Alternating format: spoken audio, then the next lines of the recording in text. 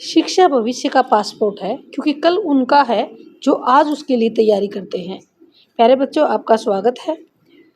आज हम करने जा रहे हैं 12th क्लास इंग्लिश फ्लेमिंगो की बुक, जो हमारी फ्लेमिंगो बुक है उसका एक चैप्टर है पोइट्स एंड पनकेक्स। किसने लिखा ये चैप्टर बेटा? Written by Ashoka Mitra. Poets and pancakes word से ही पता चल रहा है कि पोइट्स पढ़े लिखे लोग और पनकेक्स एक मेकअप का ब्रांड नेम है जो फिल्म इंडस्ट्री के अंदर हीरो हीरोइन है उनके मेकअप के लिए यूज़ किया जाता है। इसमें मैं सिर्फ वही क्वेश्चंस आपके लिए लेकर आई हूँ जो हर बार सीबीएसई और एचबीएसई बोर्ड में रिपीट होते रहते हैं। इनके अलावा कोई भी क्वेश्चन इस चैप्टर बेस पे नहीं बन रहा क्योंकि सभी क्वेश्चंस के कंसेप्ट को ये कवर कर रहे हैं। ज़्यादा टाइम ना लेते हुए मैं आपसे एक ही उम्मीद करूँगी कि आप बने रहिए मेरे साथ, क्योंकि जब तक अंत तक आप कंसेप्ट को नहीं समझेंगे, पूरी वीडियो को नहीं देखेंगे, तब तक आपको क्लियर नहीं होगा। आज हम करने जा रहे हैं question answers of poets and pancakes. What is the title poet and pancakes refer to? जो टाइटल दिया गया है पोइट एंड पनकेक्स का, वो किस चीज़ के बारे में बता रहा है?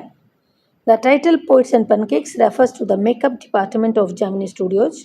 जेमिनी स्टूडियो नाम की एक संस्था है, ऑर्गेनाइजेशन है, उसमें एक डिपार्टमेंट है जो काम करता है मेकअप का, उसी को दिया गया है poet and pancakes. They used a makeup brand called pancake. वे एक मेकअप की एक ब्रांड है जो पनकेक नाम की, उसका यूज़ करते हैं।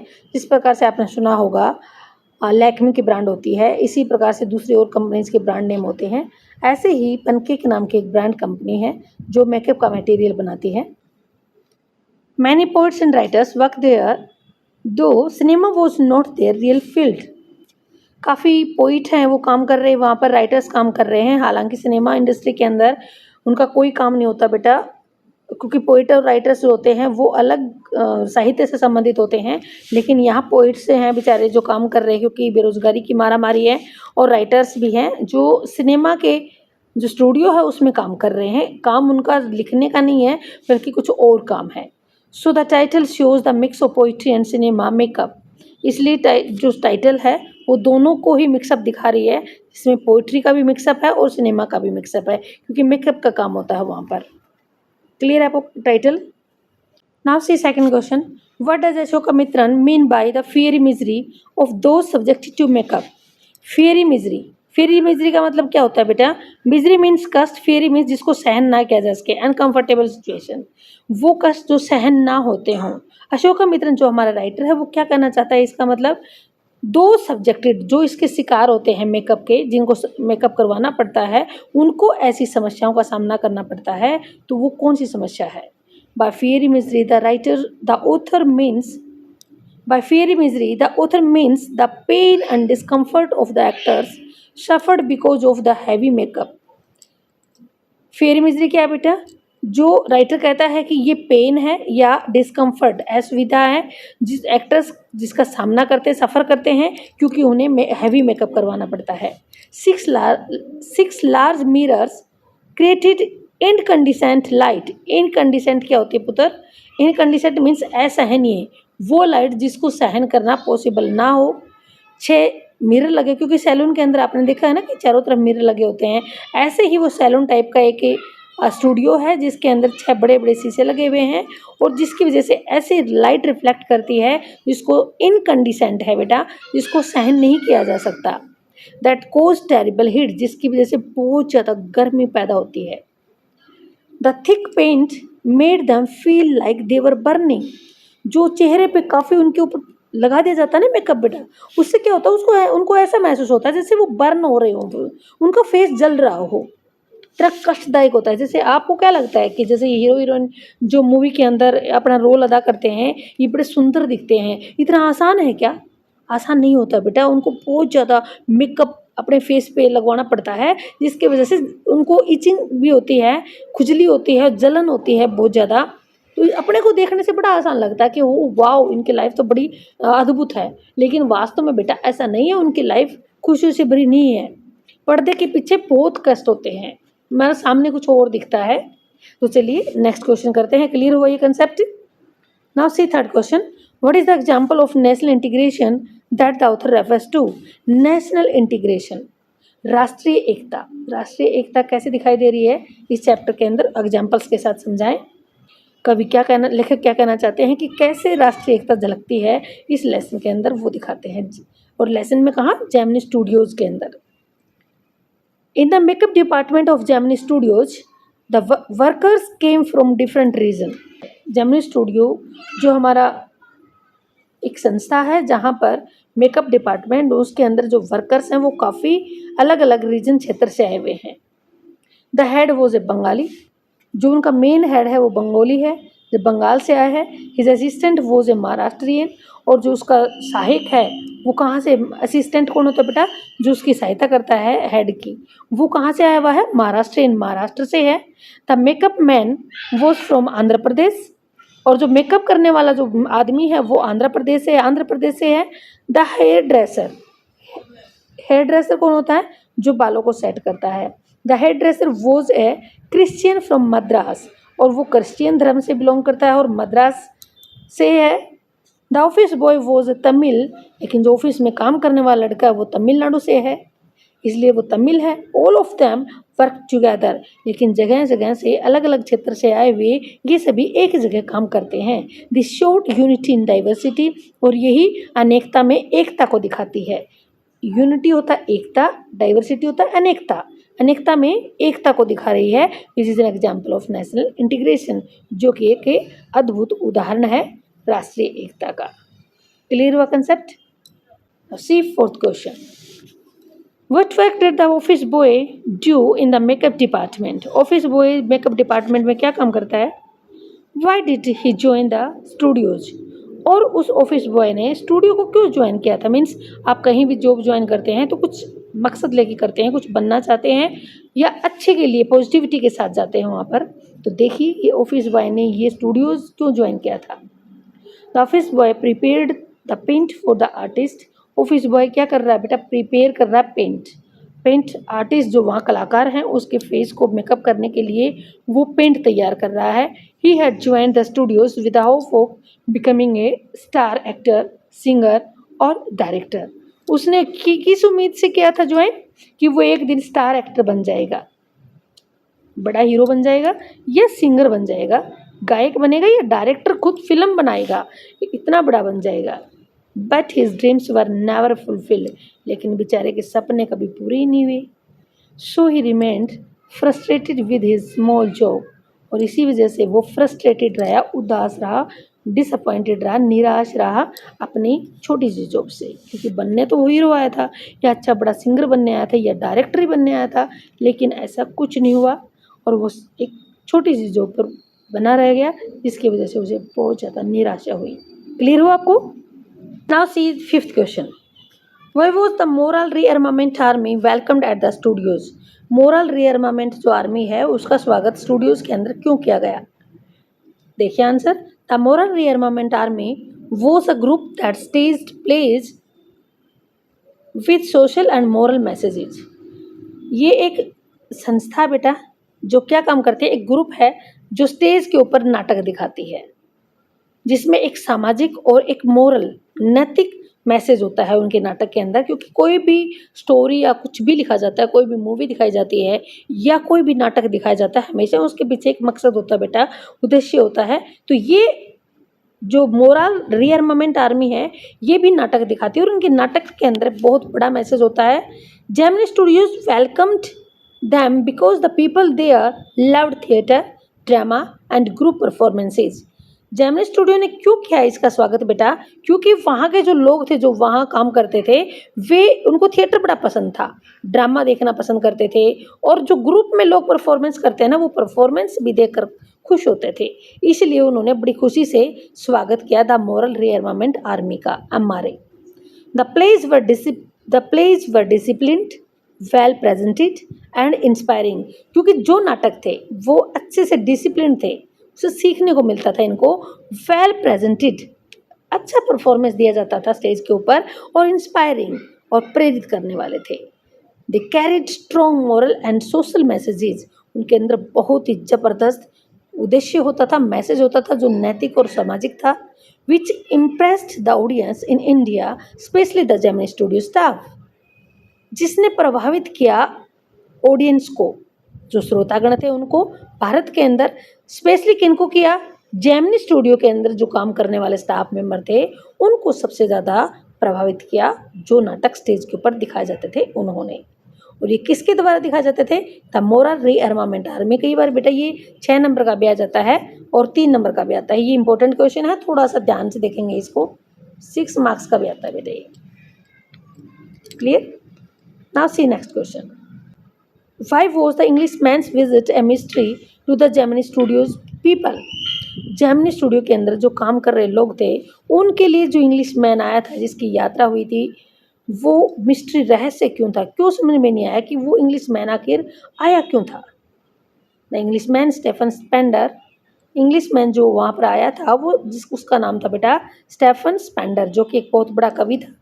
केम to deliver a speech, deliver करने के लिए, देने के लिए, स्पीच मैंने भाषण देने के लिए आया था, ऑन लिटरेचर एंड पोइट्री, जो साहित्य के ऊपर और कविता से संबंधित, काव्य से संबंधित। But nobody understood what he was talking about, लेकिन किसी को समझ में नहीं आ रहा वो किसके बारे में बात कर रहा है।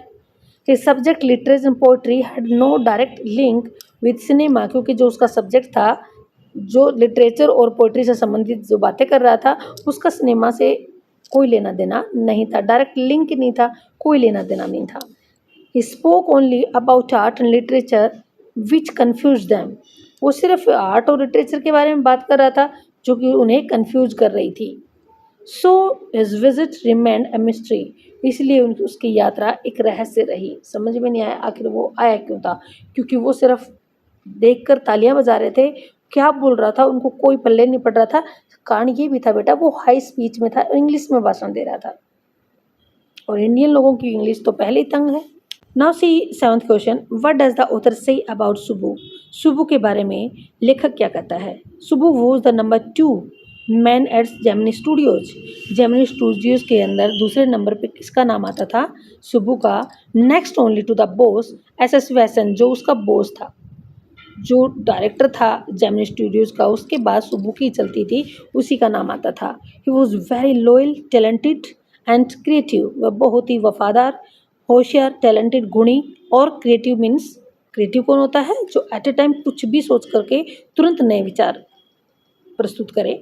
He could suggest new ideas, plots and dialogues for film instantly, क्योंकि तुरंत वो क्या सजेस्ट कर सकता था, नए विचार, प्लॉट्स मीनिंग नए सीन, और डायलॉग्स भी तुरंत फिल्म के अंदर जो बोले जाने चाहिए थे वो इंस्टेंटली, जहाँ पर कहीं दिक्कत होती थी तुरंत बताता था।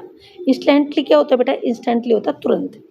He was also the poet and writer, वह एक कवि भी था और एक लेखक भी था, क्योंकि इंटेलिजेंट था तभी तो बेटा कुछ बता सकता था, जिसको खुद को ही नहीं आता वो क्या बताएगा।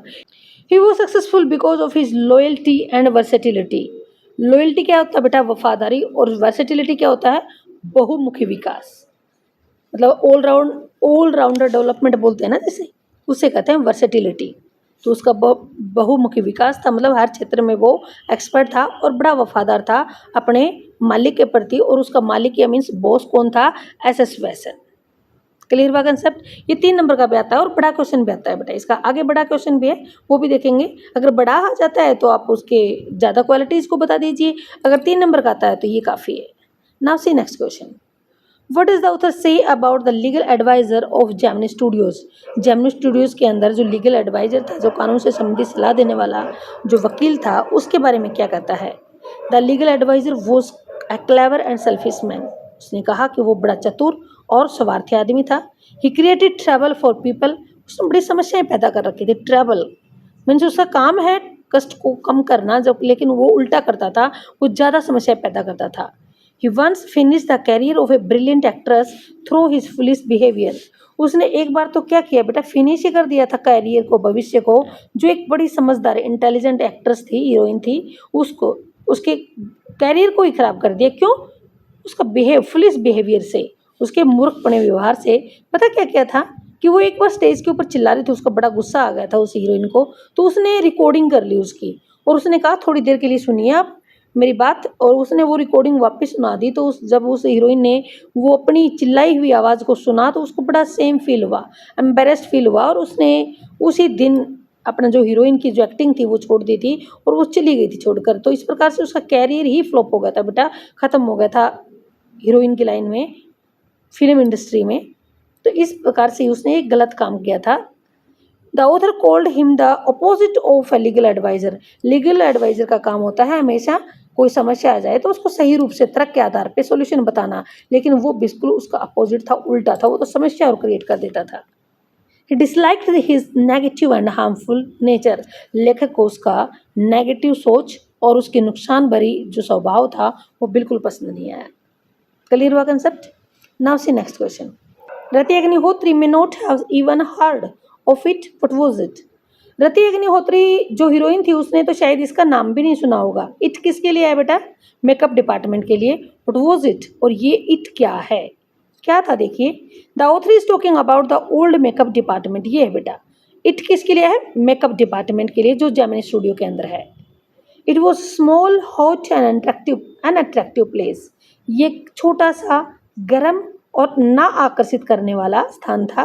द फेमस एक्ट्रेस रति अग्निहोत्री जो जानी मानी हमारी हीरोइन थी, हु केम लेटर जो बाद में आई थी स्टूडियो के अंदर, would not even know such a poor makeup room existed. कि ऐसा छोटा सा मतलब अनकंफर्टेबल फील कराने वाला कोई मेकअप रूम भी हुआ होगा, उसने तो शायद सुना ही नहीं होगा। क्योंकि रति अग्निहोत्री जब हीरोइन बनी तब तो काफ़ी बड़े बड़े मेकअप डिपार्टमेंट होते थे, बड़े बड़े रूम होते थे जहाँ पर कंफर्टेबल महसूस होता था, एसी लग गए थे, सब कुछ हो गया था। तो वहाँ इन कंडीशन लाइट भी नहीं थी और हीरोइन को दिक्कत भी ज़्यादा नहीं होती थी।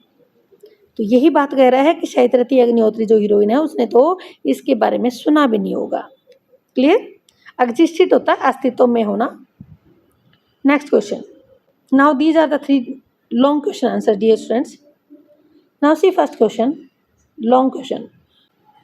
What work did the office boy do in the Gemini Studios? Gemini Studios के अंदर ऑफिस बॉय ने क्या काम किया था? क्या काम करता था? Why did he join the studios? उसने स्टूडियोज को क्यों ज्वाइन किया था? Why was he disappointed? और निराश क्यों हुआ था? मीन्स वो कुछ सपने लेकर आया था, वो सपने पूरे ना होने पर उसे क्या हुआ था बेटा? डिसअपॉइंटेड हुआ था, वो निराश हुआ था। Now see answer. The office boy worked in the makeup department of Gemini Studios. Office boy कहाँ काम करता था? मेकअप डिपार्टमेंट में जो जेमिनी स्टूडियो का था। His job was to apply makeup on the faces of players who played the crowd. उसका क्या कार्य था? उसकी जॉब क्या थी? अप्लाई करना, मेकअप अप्लाई करना उनके फेसेस पे, उन प्लेयर्स की फेसेस पे जो भीड़ का रोल करते थे, क्राउड भीड़ का रोल करते थे, उनको मेकअप करना था, ना कि मेन हीरो हीरोइन को मेकअप करना था। He spent long hours doing this ordinary and boring work। उसको काफ़ी घंटे लगते थे। He spent long hours, काफ़ी घंटे लगते थे doing this ordinary, ये साधारण सा और बोरिंग काम करने में। He had joined the studios with a dream of becoming a big star actor। उसने ज्वाइन किया था स्टूडियो को किस लिए? ये सपना रखते हुए, with the dream of becoming a big actor। वो बिग एक्टर, बड़ा एक्टर बनना चाहता था, राइटर या फिर लेखक बनना चाहता था, या फिर डायरेक्टर बनना चाहता था, कोई इनमें से एक बनना चाहता था, लेकिन ऐसा कुछ नहीं हुआ। ऊपर भी हमने यही पढ़ा है ना बेटा छोटे क्वेश्चन में। He wanted to show his talent and gain fame in the film world। He wanted to show his talent, अपने टैलेंट को दिखाना चाहता था। गेन फेम, और प्राप्त हासिल करना चाहता था फेम, प्रसिद्धि। कहाँ पर? फिल्म इंडस्ट्री के अंदर, फिल्म वर्ल्ड, फिल्म का जो संसार है, फिल्मी दुनिया है उसके अंदर। बट ही वॉज डिसअपॉइंटेड, लेकिन वो बहुत निराश हुआ था। ऐसा क्यों? Because he got only a small helper's job. क्योंकि उसे सिर्फ और सिर्फ क्या मिली? एक हेल्पर की जॉब मिली थी जो सिर्फ हेल्प करता था, हेल्प का कार्य करता था। His creativity and ideas were never use. उसके दिमाग में जो बड़े बड़े विचार थे या उसकी जो कुछ करने की जो कला थी, उसके अंदर गुण थे, वो सारे यूज ही नहीं हुए, were never used. He felt that his real abilities were ignored. उसको ऐसा लगता था वास्तव में जो उसकी एबिलिटी है, जो गुण है उसके अंदर, उसको इग्नोर किया जा रहा, कोई ध्यान ही नहीं दे रहा। He blamed others in the studio for spoiling his career. वह स्टूडियो के अंदर अपना कैरियर बर्बाद करने के लिए दूसरों को ब्लेम करता है कि मुझे तो काम ही नहीं मिला। अच्छा काम मिलता, अगर हीरो का काम मिलता और राइटर का काम मिलता या डायरेक्टर का काम मिलता मुझे, तो मैं ज़रूर अच्छा करके दिखाता, लेकिन मुझे तो ये काम ही नहीं दिया गया। इसलिए वो क्या करता है? दूसरों को ब्लेम करता है। क्लियर हुआ कंसेप्ट? नाउ सी नेक्स्ट क्वेश्चन, ये वेरी वेरी इंपॉर्टेंट क्वेश्चन है, इसको मैंने पहले भी बताया था कि वेरी इंपॉर्टेंट क्वेश्चन है, ये छोटा भी आता है बड़ा भी आता है। Shubh was tailor made for films. Tailor made, एक टेलर का क्या काम होता है, बारीकी से सूट को सिलना, परफेक्शन लाना। इसी प्रकार से फिल्म के अंदर वो टेलर की तरह काम करता है, छोटे से लेकर के बड़े तक काम करता है। How did he use his genius in various activities in the Gemini Studios. कैसे वो अपने जीनियस, अपने गुण को, अपने दिमाग को यूज करता है अलग अलग कार्यों में। वेरियस एक्टिविटीज़ होता है, अलग अलग कार्यों में यूज करता है जेमिनी स्टूडियो के अंदर, वो बताना हमें डिटेल में, क्योंकि 6 मार्क्स का आएगा बेटा ये। Shubhu was number 2 man at Gemini studio. मैंने पहले भी बताया था कि वो नंबर 2 की पोजीशन थी उसकी, next only to the boss S Vasan. जो एस वैसन के दूसरे बाद ही उसी का नंबर आता था, किसका, शुभू का, शुभू का। He was very loyal, talented and creative, और बहुत ही वफादार, इंटेलिजेंट और क्रिएटिव क्या होता है, जो अलग अलग रचनाएं कर सकता है। He was called Taylor made for films because he could suggest new ideas, plots and dialogues for film instantly. उसे टेलर मेड फिल्म के लिए इसलिए कहा गया है क्योंकि वो सजेस्ट करता है नए नए विचारों को, नए नए सीन को और डायलॉग्स को फिल्म के लिए तुरंत। Whenever the director had a problem, जब कभी भी डायरेक्टर को कोई समस्या होती थी, Shubh quickly gave a smart solution, तो शुभ तुरंत एक सोल्यूशन देता था, एक उपाय बता देता था। He was also a good actor, वो एक अच्छा एक्टर भी था। कैसे, even in small roles he acted with full energy and sometimes performed better than the main actors. कहता है जब भी उसे छोटा सा कोई भी रोल मिलता था, वो पूरी एनर्जी के साथ उसको करता था, और कई बार तो ऐसा होता था हीरो से भी ज़्यादा अच्छा रोल, परफॉर्म्ड बेटर परफॉर्म कर देता था जो मेन हीरो थे उनसे भी। Subbu was a good writer and poet too. Subbu एक अच्छा राइटर भी है और एक अच्छा कवि भी है। He wrote simple and clear lines that common people could enjoy in films.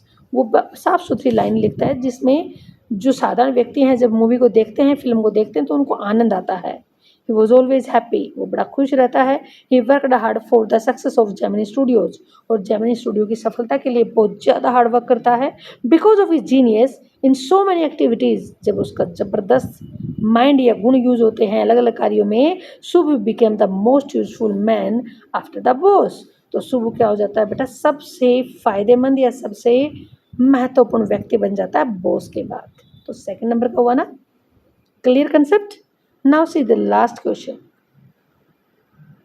This is the last question. कई बार ये भी आता है बेटा question. अशोकामित्रन has used humor and satire effectively in Poets and Pancakes. Discuss. Poet and Pancakes नाम का जो chapter है, इसके अंदर हमारे कवि ने ह्यूमर और सटायर दोनों का अच्छे से प्रयोग किया है। डिस्कस कीजिए उसके बारे में कैसे हो। ह्यूमर क्या होता है बेटा, हंसाना, खुशी के साथ, ऐसे इस प्रकार का तरीका यूज करना अपने राइटिंग में कि ऑडियंस को या रीडर्स को खुशी मिले और वो हंसें।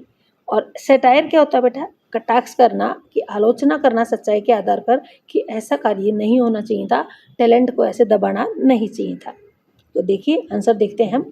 अशोकामित्रन uses humour and satire to make the story of poets and pancakes entertaining. Entertaining होता है मनोरंजन कराने वाली। तो कहता है जो पोइट है, हमारा जो राइटर है, वो ह्यूमर और सटायर दोनों का यूज करता है अच्छे से अपनी कहानी को मनोरंजन देने वाली बनाने के लिए, इंटरटेनिंग करने के लिए। He shows the truth about film studios, वो सच्चाई के बारे में बताता है फिल्म स्टूडियो की, कैसे वो देखते हैं। He describes the makeup room, the office boys and the small actors in a funny way. इन सभी का बड़े मजाकिया तरीके से वर्णन करता है। मेकिंग रीडर्स लाफ, जिससे रीडर्स को हंसी आती है। He tells in a funny way about the boys, office boys dreams of becoming a big star. वो ऑफिस, ऊपर वही क्वेश्चन रिपीट होंगे बेटा, क्योंकि इसमें उन्हीं एग्जाम्पल्स को दिखाना है। तो ऑफिस बॉय के ड्रीम के बारे में बताता है कि वो स्टार बनने के लिए आया था, स्क्रीन राइटर बनने के लिए आया था। But he could become was the office boy helping with makeup, लेकिन वो ही कुड बिकम, वो बन पाया, वॉज द ऑफिस बॉय, सिर्फ ऑफिस बॉय बन पाया जो मेकअप में हेल्प करता है। अगला जो एग्जाम्पल दिया है इसने कटाक्ष करने के लिए, वो देखिए। Subbu genius and how he does everything from acting to writing is shown with humour. कहता है शुभू का जो जीनियस है, जो उसका टैलेंट है, जीनियस क्या होता है बेटा? टैलेंट, और कैसे वो हर कार्य को करता है, कहाँ से एक्टिंग से लेकर के राइटिंग तक वो बड़े ह्यूमर तरीके से दिखाया गया है बेटा, मतलब मजाकिया तरीके से दिखाया गया है। The description of the legal adviser, और जो लीगल एडवाइजर का जो वर्णन है वो भी एक मास्टरपीस है सटायरिकल ह्यूमर का, जिसमें हंसी आती है, मतलब कटाक्ष कर रहा है कि ऐसा वास्तव में नहीं होना चाहिए। एक लीगल एडवाइजर का काम हमेशा क्या होता है? समस्या का सॉल्यूशन निकालना, लेकिन इस स्टूडियो के अंदर वो लीगल एडवाइजर है, वो समस्या ही क्रिएट कर देता है खुद ही। At the same time Ashokamitran satirizes the film world by showing its problems. Film world, जो फिल्मी दुनिया है, उसकी समस्याओं के बारे में भी बता रहा है कि फिल्मी दुनिया इतनी आसान नहीं होती जितना हम सोच लेते हैं, क्योंकि इसकी अपनी समस्याएं होती हैं। जैसे like how talented people are ignored, कैसे उनके अंदर जो टैलेंटेड पीपल हैं उनको तो इग्नोर कर दिया जाता है। एंड स्मॉल वर्कर स्ट्रगल, जिसमें छोटे छोटे वर्कर्स होते हैं वो बड़ी परेशानियों का सामना करते हैं, बहुत ज़्यादा स्ट्रगल करना पड़ता है। ये वास्तविकता इसमें दिखाई गई है। Through this mix of humour and satire, इस हंसी और इस आलोचना के आधार पर जो मिक्सअप किया गया है, द स्टोरी बिकम्स लाइवली, बिल्कुल ऐसे लगता है जैसे वास्तविक तस्वीर दिखाई गई हो, इंटरेस्टिंग बन जाती है। Gives A clear picture of life in Gemini Studios, और जेमिनी स्टूडियो के अंदर वास्तव में कैसा हो रहा था, क्या चल रहा था, क्या समस्याएं थी, कैसे टैलेंट को दबाया जाता था, और कौन सुपर वन था और कौन कैसे कार्य करता है, सब कुछ बड़े अच्छे तरीके से माइंड में पिक्चर क्रिएट कर दी गई है। तो हमारा जो अशोक मित्रन जो राइटर है वो इस प्ले को दिखाने में बड़ा अच्छे से कामयाब होता है। Now dear students, this is the concept, the whole chapter. I hope that you are able to understand. So please, it's a humble request, share and subscribe, like this video. फिर मिलते हैं, बने रहिए मेरे साथ, स्वस्थ रहिए, मस्त रहिए। Thank you.